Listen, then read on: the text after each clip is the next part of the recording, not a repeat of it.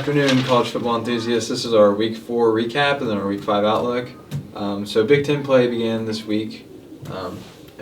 There's some pretty close games. Michigan versus Maryland was a good game to watch, I feel like. Yeah, that really had my interest. Especially as an Ohio State fan, I try to look at how the enemy's doing, and I saw Michigan scored early, and then I'm like, all right, whatever, I'll turn it off. And then I happened to check at halftime, and I'm like, whoa, this is a lot closer game.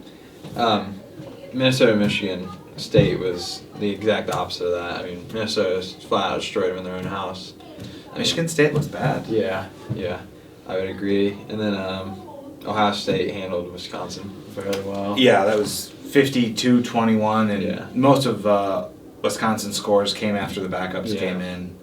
That was a beatdown. That was one that I was kind of excited to see all day, and then when it came on, it was kind of over pretty quick. Yeah. And then the last conference game was Iowa versus Rutgers. Iowa, they beat them, but kind of expected that out of them, though.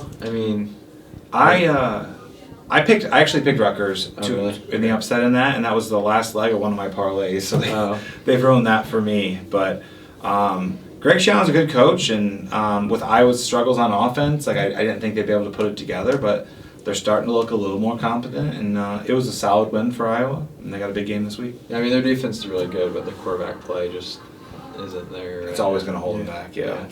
And so to move on from that, the SEC and Big 12, there was some upsets there. First, Kansas State, Oklahoma. I think you called it Kansas State just had their number the past few years. Yeah, I don't know what it is about that game if you're Oklahoma, but you cannot seem to get over this hump of Kansas State, and I thought it was too good to believe. There's no way they're gonna do this again, and they did. I thought I had Oklahoma pretty high in my top 5, and they just they fell flat. Yeah, Kansas State is now ranked, but still no one's really expecting much out of them. I feel like this year. I wasn't expecting to pull it off. I thought it might be close, but it was crazy. And then so we have the A&M versus Arkansas. A&M ended up pulling it off, which technically it was an upset against the spread, but I feel like they're giving a lot of advantage to whoever the home team is, especially with the SEC. Playing Kyle Fields, not easy, but I thought Arkansas would definitely come out there with a win. But I think Arkansas played better most of the game. There was a few plays that the game kind of turned on. One of them, Arkansas was they did a quarterback sneak for a touchdown early in the game, and the quarterback dove and fumbled the ball, and they ended up running all the way back. So you go from a goal line situation to a touchdown for the other team. Yeah, it's a 14-point swing there. So that, and then I think they came back. I think they only lost by a score at the end. Yeah. And that play essentially, decided that game, kind of like the Michigan game.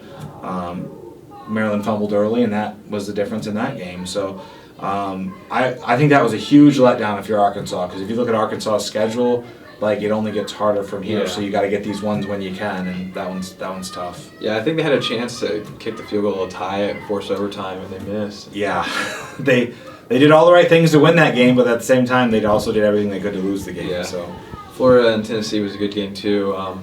Going into Neyland Stadium, it's never an easy task to win, and Florida put up a pretty good game. I felt like. I had that game on. That was the one I was watching, and that was a really good game. Tennessee's defense looks really bad. Florida's quarterback is not a very skilled thrower. He's a great athlete. He's a good runner, yeah. But he's not a very good actual quarterback, and he just had a field day. And Tennessee their offense looks exciting. Maybe they're turning the corner. That was from a fan's perspective, though. That was an exciting game to watch. Yeah. Tennessee's quarterback Hooker. He's a very, very good dual threat guy. He's a transfer from Virginia. I think so. Yeah. And then lastly, really, it wasn't much of an upset, but just the aftermath of all of it, the Texas game. I don't know if you've seen some of the videos, pushing players, getting in the player's face. I don't know. It seems a little bit over the top to me. I don't know how if you're Texas, you get up and you give Alabama everything you have, and then you lose to Texas Tech. I don't get that. Yeah, Texas just seems very inconsistent. Last year they had Oklahoma on the ropes, but then they lose to Kansas on their home field. Which at the time Kansas wasn't the team they are now. Kansas is actually 4-0 right now. They're probably going to be favored in that game this year. I I think that you talk about like up and down and inconsistent. That's a reflection of coaching and kind of the culture of the team. So I think that falls squarely on the head coach there. Yeah. Lastly, for week 4, we're going to recap our favorite teams, which we already did with Ohio State. But I actually got surprised with tickets to the Purdue game. They only won by 2, but I mean it was a lot of injuries. We have our backup quarterback, linebackers are out, running backs out. I mean it was a good game. It was exciting to watch, nerve-wracking, but I mean I just wish it would have been by a little bit more of a margin. Especially when you see him play like a lesser opponent like that. I will say there's not. I mean, you could probably count on like your hands how many teams in the country could win a game with their backup quarterback starting. So that does say something. But when you look at the opponent, it lessens it a little bit. Yeah, I feel if it was a conference game, I mean, they play Minnesota this week. I'm just hoping O'Connell is in. If not, I think we're going to be in some trouble. I agree. And so they're favored to lose by 12.5 points. That's the spread. I mean, I think if they have O'Connell, they'll at least cover. Hopefully they can win, but I think they'll at least cover if they have O'Connell. If not, I think it'll be way worse than that. We also have Ole Miss and Kentucky this weekend. Kentucky's 7th, but they're actually favored to lose by 7 at Ole Miss. So, what are your thoughts on that spread? I'm not. I've never like bought into Ole Miss. Like they kind of get hyped up as like the top of that second tier in the SEC. Yeah, I don't know if I'm all in on that. Kentucky's not running the ball. I don't know if their running back's still out. I'll have to see. He had some disciplinary issues, and that's why Kentucky's probably not favored in that game. If they had their running back, I think they'd walk away with it. Ole Miss will probably win that game, but at the same time, like at the end of the day, like that's going to be a battle for like who finishes like what 6th in the SEC. Like in the grand scheme of things, it's probably not going to have a huge impact. Yeah. So we mentioned Oklahoma and their upset. I think they could honestly be upset again this weekend by TCU. I believe they're favored to win still, but I mean, if they lose this game, it's basically a downward spiral from there. Like they probably won't be ranked. Yeah. Which really that kind of was it really Caleb Williams and Lincoln Riley. Yeah, Lincoln Riley. Like, was it them that was keeping Oklahoma together, or are they actually decent? It's the spread last time I checked was -6.5 for Oklahoma. So they are favored, but by less than a score. Yeah. So anytime you go back to that Arkansas game, like anytime there's a 1-score difference, like one play, a fumble, ball bounces a different way or something. So, I was kind of buying into Oklahoma. Like I was not an Oklahoma fan under Lincoln Riley. I don't think he did great things on offense, but his defense was never up to par. And they always kind of choked in the big games, like the Choklahoma, name. And then like it's sticking around. And Brett Venables is a good coach, and I think he needs a couple years to change that. I would not be surprised. That game's at TCU. I would not be surprised if Oklahoma loses 2 in a row. Yeah. And then another upset that could be Oregon State, Utah. Utah's favored to win, but I mean Oregon State had a good game versus USC last week. I mean they're a solid team. I'm surprised they're not ranked. I don't believe they were ranked. No, they gave USC everything everything they could handle. USC's offense is really good this year, and I think they were held to like 17 points in that game. And USC was losing at halftime in that game. So, I think that could be another good one. I had Iowa, Michigan down as an upset. Okay. How do you feel about that potential there? I mean, it is at Kinnick, so I don't know. I feel like if Iowa could find some sort of like a big play, get the stadium going, like I feel like it could be more of a game. I don't know if they'll pull out the upset, but I mean, I don't know.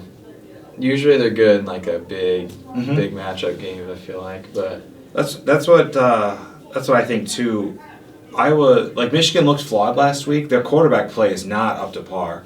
Everyone thought like J.J. McCarthy was going to be like the next big thing, and he looked like very, very average last week. Now their running game's very good, but I'm not convinced you're going to be able to run the ball consistently against Iowa. The line's Michigan -10.5 last time I checked. That said, I just can't trust Iowa. Like I know they've had a lot of big game upsets, but their offense is so bad that I just cannot feel comfortable saying. I think this is like a trap game. This is the game that everyone's going to want to bet on, and you think it's the upset, but at the end of the day, I can't see Michigan losing this game. Yeah, like usually I was considered like run the ball and punt and like hopefully your defense can hold them, but this year they can't do. Their defense is holding them and their punter seems pretty good, but their offense is just really non-existent. I think if at the end of the day, if Iowa were to get the upset here, what it would look like, I think you're right. I think it would be big plays, and I think you're looking at like 2 non-offensive scores. Yeah, so you're looking defensive touchdowns, punt return, defense, interception, fumble, something like that. I think it'd take 2 of those, and asking for that in a game, that's a big. lot. Yeah. Moving on from that, the Big 12 is like really. I feel like it's anyone's conference. Like Kansas is competing really well. Iowa State's decent. You have TCU, Texas Tech. I mean, there's some teams that are kind of out of the race, but I mean, there's like a good 6, 7 teams that could compete for the championship, I feel like. Yeah, I don't know who the favorite is there anymore. I think the Oklahoma TCU game will go a long way to deciding that. But if you had to put money on it today, man, that's tough. Yeah. Like you'd think tradition says Oklahoma probably, but they lost last week and they could very easily lose this week. Yeah, Oklahoma State looks pretty good so far. It'll be interesting to see Bedlam because I know that won't be being played once Oklahoma joins the SEC, which I feel like they could easily sort of schedule them as an odd conference, but they want to end the rivalry, which seems weird to me. But I mean. Yeah, I think I've seen a few things on like college football blogs and stuff that Oklahoma State's kind of a dark horse this year. No one is talking about it in the Big 12 right now. And with everything in the Big 12 kind of crumbling, maybe they are the ones that emerge, and that would really send a message to Oklahoma there last year in the Big 12 too. If your rival wins it and beats you, and that could be interesting. Yeah. One more thing, the North Carolina State Clemson game. I mean, it's 5. I think Clemson's 5th, North Carolina State's 10th. I mean, that should be a good game. I think that would be a good test for Clemson because I mean their offense will be put to the test. I mean, North Carolina State looks like a pretty sound team. Yeah. At the beginning of the year, all the question marks were kind of on Clemson's offense. Everyone thought their defense would be really good. And last week, their defense, it was like flipped. Their defense looked terrible. They couldn't stop anyone. And their offense all of a sudden just comes alive. We just don't have consistency out of Clemson, which is weird coming from like a Dabo Swinney coach team. That defense was like everything preseason said Clemson, like, they're just loaded with 5-star talent on the D-line, and they should be one of the top teams, like, defensively. And last week, I don't know. I don't remember the spread on that one, but that will go a long way determining. Like, we're kind of getting more in the meat of the schedules. We're going to see like who's going to determine who's going to be ahead and stuff. And that NC State, I'm going to watch that game. I got that one marked on my calendar. I don't think Ohio State's got a very good game this week, so I'm going to try to catch that Clemson game and see if they can maybe be a little more consistent. Yeah, Clemson's actually favored by 7, which was last time I checked, which I mean, it could change. I mean, they've been changing a lot recently, I feel like. But, I mean, I think North Carolina State will at least cover. I mean, I think they'll at least lose by less than a touchdown. I mean, if not win. Like, I know it's at Death Valley, but I still think they've got a good chance. Those 1-score games, I'm telling you, man, that's a fumble. That's the ball bounces, like hits a receiver in the helmet and falls into the arms of a defender. 1-score games are dangerous, so easily losable by both teams, I think. Yeah, anything else? Just the Ohio State game, they're favored by like 39.5 versus Rutgers. And, Rutgers is one of those teams that I'd like to see do better, and they lost last week, and I think they're going to get crushed this week, which is unfortunate because I would like to see Rutgers being good. I think it'd be good for the Big Ten, having that like New Jersey, New York market represented a little bit more, but I don't think it's going to be close. Yeah. That's all I got. All right. Thank you. Have a good afternoon, and watch some football this weekend.